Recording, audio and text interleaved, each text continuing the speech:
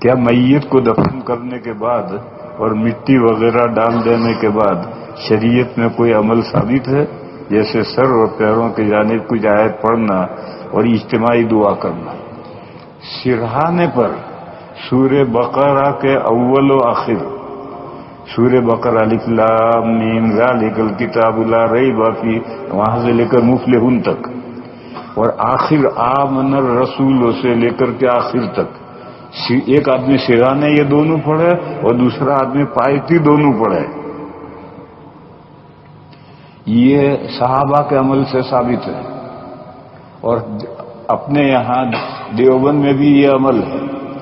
جب یہ ایک آدمی سرانے اور ایک پایتی پڑھے، اگر دو آدمی نہیں ہیں تو جس نے سرانے پڑھا ہے وہی پھر پایتی آ کر پڑھے گا، اور اگر دو آدمی ہیں تو ایک سرانے پڑھے گا ایک پایتی پڑھے گا۔ اتنے میں جو لوگ دفن کے لیے آئے ہیں اور قبرستان میں بکھرے ہوئے ہیں وہ سب قبر کے پاس آ جاتے ہیں اور کھڑے کھڑے دو دعائیں کرتے ہیں۔ ایک، اے اللہ اس میت کی مغفرت فرما،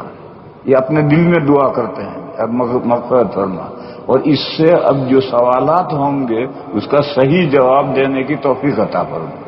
یہ دو دعائیں، یہ سب آ کر کھڑے ہو کر دو دعائیں کرتے ہیں، پھر جب یہ اول و آخر پڑھ کر کے چلتے ہیں تو سب لوگ چلے جاتے ہیں۔ دیوبند اور سہارنپور دونوں میں 60 سال سے میں یہی طریقہ دیکھ رہا ہوں، سب آ کر کے کھڑے ہوں گے اور ہر ایک دعا کرے گا، یہ دو دعائیں کریں گے، اجتماعی دعا نہیں ہوتی کہ ایک آدمی دعا کرے اور دوسرے آمین کہتے رہیں اور سمجھے کوئی بھی کچھ نہیں، ایسا نہیں ہوتا ہے۔ یہ گجرات میں ہوتا ہے، یہ دیوبند میں اور سہارنپور میں نہیں ہوتا۔ آپ لوگ دیوبندی ہو تو دیوبند اور سہارنپور میں 60 سال سے دیکھ رہا ہوں کیا ہو رہا ہے۔ دیوبندیت یہ ہے، گجرات میں جو ہو رہا ہے وہ دیوبندیت نہیں ہے۔ فتاوی رحیمیہ میں مفتی صاحب نے یہ لکھا ہے، بولٹن میں سردی کا زمانہ تھا اور برف پڑ رہی تھی اور ایک جنازہ دفن کرنے کے لیے میں گیا، تو اب گاڑیوں سے اتر کر کے قبر پر گئے، وہاں بھی جو گورکن ہوتے ہیں مشینیں ہوتی ہیں اسی سے سب کام ہوتا ہے۔ اب ایک صاحب نے دعا شروع کر دی، 15-20 منٹ ہوئی دعائی پوری نہیں ہوتی، ان کے رب نے چل ہی رہے ہیں، اور میں سردی میں ٹھٹر رہا بھی، میں تو ہاتھ پھر کے جا کے گاڑی میں بیٹھ گیا کہ کرتے رہو تم دعا۔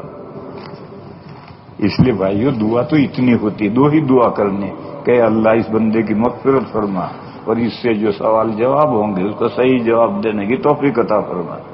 نبی ابو داؤد میں حدیث ہے، نبی پاک صلی اللہ تعالی علیہ وسلم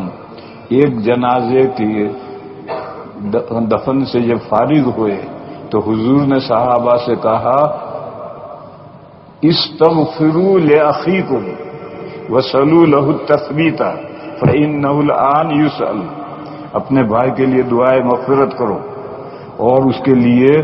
جو سوال جواب ہوں گے اس میں صحیح جواب دینے کی توفیق کی دعا کرو۔ تو اگر جہرن دعا ہے تو اس کو کہنے کی کیا ضرورت ہے؟ حضور ہاتھ اٹھا کر دعا کرتے جہرن اور سب لوگ آمین آمین کہتے، لوگوں کو یہ کہنے کی کیا ضرورت تھی کہ دو دعائیں کرو؟